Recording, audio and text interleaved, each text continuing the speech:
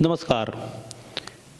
इस समय मौजूद है सहारनपुर जिले के कस्बा नागल के अंदर, जहां पर शिक्षा के क्षेत्र में अपना अच्छा एक मुकाम रखने वाले एजुकेशन पॉइंट कोचिंग सेंटर पर हम मौजूद हैं और उसके डायरेक्टर मिस्टर योगेश कुमार जी हमारे बीच में मौजूद है और उनसे जानने का हम प्रयास करते हैं कि स्टूडेंट लाइन के लिए उनकी क्या क्या कार्य योजना है। जैसे कि बोर्ड परीक्षा चल रही है, तो आगामी भविष्य में बच्चों को रणनीति क्या अपनानी चाहिए। सबसे पहले तो योगेश जी, आपका स्वागत है। धन्यवाद जी SD गौतम साहब, और मैं धन्यवाद करना चाहूँगा SR न्यूज़ के माध्यम से। देखिए, मेरा तो एक ही लक्ष्य है कि शिक्षा घर घर तक पहुँचाना, जिससे कोई भी वंचित बच्चा बिना शिक्षा से नहीं रहे। और जैसे ही हम ये लक्ष्य पूरा कर पाएंगे तो तभी हम बाबा साहेब डॉक्टर भीमराव अम्बेडकर जी का सपना पूरा कर सकते हैं। बिना शिक्षा के तो कोई भी चीज़ नहीं हो सकती। तो सबसे पहले तो मैं अपना परिचय देता हूँ। मेरा नाम योगेश कुमार, मैं नागल क्षेत्र में एजुकेशन पॉइंट कोचिंग सेंटर एक छोटा सा इंस्टीट्यूट चला रहा हूँ, जिसमें मैं कंपटीशन की तैयारी कराता हूँ। SSC, CGL और रेलवेज, UP पुलिस और दिल्ली पुलिस और प्राइमरी टीचर वगैरह भर्ती की। मास्टर जी, आप इस उम्र में और मतलब कोचिंग भी दे रहे हैं, क्या महसूस करते हैं? देखिए, जिस टाइम पर मैंने 12th किया था तो इस नागल क्षेत्र में ही मैं जनता इंटर कॉलेज से पास आउट हूँ।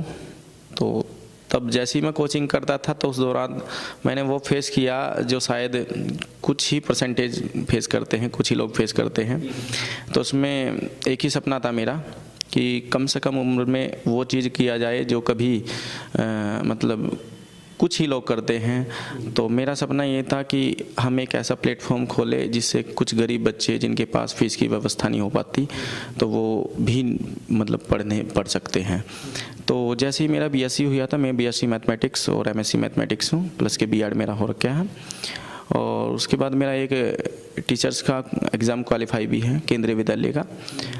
तो जैसे ही जब तक मैं ज्वाइनिंग नहीं कर पाता कहीं पर, तब तक तो मैं शिक्षा के क्षेत्र में ही रहूँगा और मेरा भविष्य में भी यही ताल्लुकात रहेगा कि मैं जहाँ भी पोस्टेड हूँ तो मैं हमेशा शिक्षा के क्षेत्र में ही जुड़ा रहूँ। उद्देश्य क्या है आपके? देखिए, मेरा उद्देश्य तो ये है, जितने भी गरीब बच्चे हैं वो शिक्षा से बिल्कुल वंचित ना रहे, उन्हें पूरी शिक्षा मिले। और मेरा उद्देश्य ये रहता है कि अगर कोई बच्चे के पास फीस ना हो तो हम उसके लिए भी यहाँ पर विशेष प्रावधान रखते हैं। जैसे कोई बच्चा है 12वीं पास आउट किया और वो UP पुलिस की भर्ती या फिर दिल्ली पुलिस में या किसी भी क्षेत्र में जाना चाहता है और उसके पास एक बड़ी समस्या पैसा है, तो हमारे इंस्टीट्यूट ने एक बहुत अच्छी मतलब व्यवस्था कर रखी है कि हम उसे निःशुल्क तक भी हम पढ़ा सकते हैं। मास्टर जी, ये बताइए, आपने बहुत अच्छी बात बताई है, तो अब तक कितने स्टूडेंट यहाँ से जो है सेलेक्टेड हो चुके हैं? देखिए, जो हमारे यहाँ का है 2018-19 में जो बैच था उसमें 14 बच्चे UP पुलिस में सिलेक्शन हुआ था, जिसमें से एक ग्रुप D में था। और उसके बाद जैसे न्यू भर्ती आई थी 2020 के बाद हुआ था एक, उसमें हमारे यहाँ से SSC GD का क्वालिफाई रहा था, यहाँ से 13 बच्चों का था, जिसमें से 7 बच्चे हम डिस्क्वालीफाई हुए थे अनफिटनेस से। और हालांकि रिटर्न उन्होंने अपने क्लियर किया था, तो जिसमें 6 बच्चे क्वालिफाई हुए थे फाइनल कट ऑफ तक। उसके बाद अब जो न्यू भर्ती आई, ये वाला भी SSC GD का जो अभी आंसर की आई, तो इस दौरान भी यहाँ पे बच्चे लगभग 14 बच्चे हैं जिन्होंने अच्छे नंबर लगभग 80% के आसपास में अंक प्राप्त किए। और मैं उन्हीं बच्चों से ये अनुरोध करूँगा कि वे अब अपना फिजिकल पर ज़्यादा फोकस करें, मतलब पिछली जो गलती की थी वो इस बार ना हो जी। देखिए, बहुत बढ़िया बात है कि 3 साल के बीच में लगभग जो है 40-42 स्टूडेंट आपके कोचिंग संस्थान से गए। बहुत बड़ी बात है, क्योंकि शिक्षा के बिना सब कुछ असंभव सा होता है। तो मास्टर जी, हमारा एक आपसे सवाल है, जैसे कि बोर्ड परीक्षाएं चल रही है, तो बोर्ड परीक्षा के बाद में स्टूडेंट के साथ में मतलब बहुत ज़्यादा माइंड वीक होता है कि मतलब क्या किया जाए क्या ना किया जाए, मतलब माइंड उसका जो है डिस्बैलेंस होता रहता है। तो मतलब ऐसे समय पे स्टूडेंट को क्या करना चाहिए? देखिए जी, बहुत बढ़िया आपने क्वेश्चन किया और ये चीज़ सबसे बहुत बड़ी समस्या है बच्चों के लिए कि 12वीं के बाद क्या करें। क्योंकि जब तक बच्चा 12वीं में रहता है तब तक तो उसके दिमाग में कोई ऐसे क्वेश्चन नहीं आ पाते, लेकिन जैसे ही 12वीं पास आउट होता है उसके सामने 10 रास्ते नहीं खुल जाते हैं कि मैं किस क्षेत्र में जाऊँ। सबसे बड़ी समस्या वो आती है गरीबत। यह भी एक बहुत बड़ी समस्या करती है। लेकिन मैं उन सभी बच्चों से एक ही अनुरोध करूंगा कि जो अब इस साल यूपी बोर्ड की 12th की परीक्षा दे रहे हैं और या फिर जिसने पिछले साल 12th की परीक्षा पास कर ली है, वे मेरे हिसाब से तो कंपटीशन की तैयारी में लगे और प्लस के ग्रेजुएशन के लिए बीए वगैरह या बीएससी करे। और साथ साथ में अगर कोई कंपटीशन में ना लगना चाहता हो या कोई और डिपार्टमेंट में जाना चाहता हो, तो कोई टेक्निकल क्षेत्र में, तो उसके लिए सबसे अच्छा ये है कि वो ITI करे और प्लस के BA करे, जिससे कहीं ना कहीं उसका एक टेक्निकल क्षेत्र भी मौजूदा रहेगा। अच्छा, ये आपका यहाँ पर जो बैच चलता है उसका टाइमिंग क्या रहता होगा? जी देखिए, जो हमारा सुबह का मॉर्निंग का टाइम है, जो सुबह 6:30 बजे से स्टार्ट होता है, 2 घंटे की क्लास होती है और 12 बजे तक के 4 बैच होते हैं। उन 4 बैचों का अलग अलग है। जैसे फर्स्ट बैच है जो हमारा ALP का है, ALP 2023 की जो भी भर्ती आएंगी उसके लिए।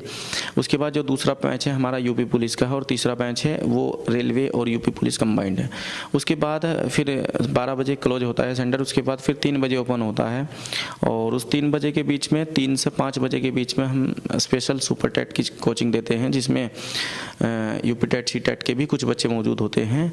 तो ये हमारा टाइमिंग रहता है और इसमें पढ़ाने का जो सीक्वेंस रहता है हमारा, हमारी 2 घंटे की क्लास होती है और उस 2 घंटे का जो हमने टाइम मैनेज कर रखा है वो 3 क्लास में कर रखा है। फर्स्ट क्लास हमारी 40 मिनट की होती है, सेकंड क्लास हमारी वो भी 40 मिनट की होती है और जो थर्ड क्लास होती है वो भी 40 मिनट की होती है। जिसमें मास्टर जी एक बात बताइए, आप लोग आपने ये चला दिया जैसे कि बहुत बड़े बड़े कोचिंग सेंटर है राजस्थान के अंदर, कोटा को शिक्षा की नगरी बताया जाता है, रुड़की को बताया जाता है, तो कहीं ना कहीं ये कोचिंग सेंटर जो है धन इकट्ठा करने के लिए भी प्रेरित होते हैं, वो करते भी कुछ लोगों का उद्देश्य होता है। क्या आपका क्या उद्देश्य है इस बारे में?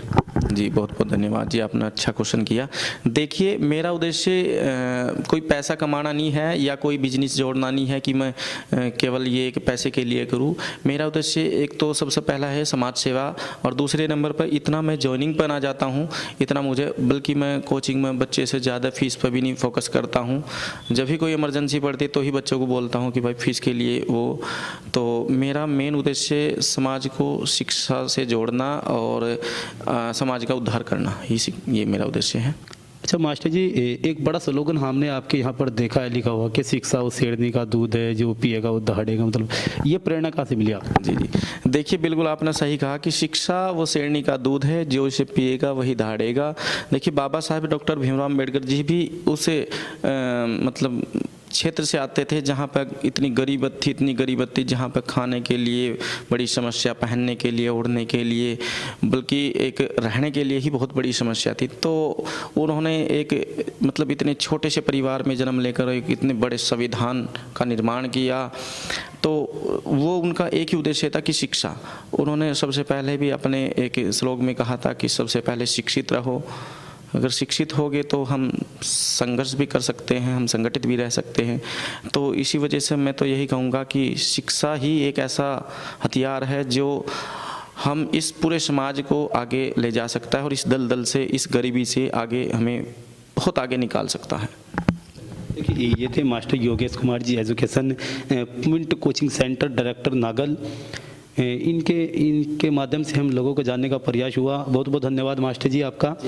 और देखते रहिए SRE न्यूज़ के साथ, कैमरामैन रोबिन सिंह के साथ HD गौतम की खास रिपोर्ट, उत्तर प्रदेश उत्तराखंड।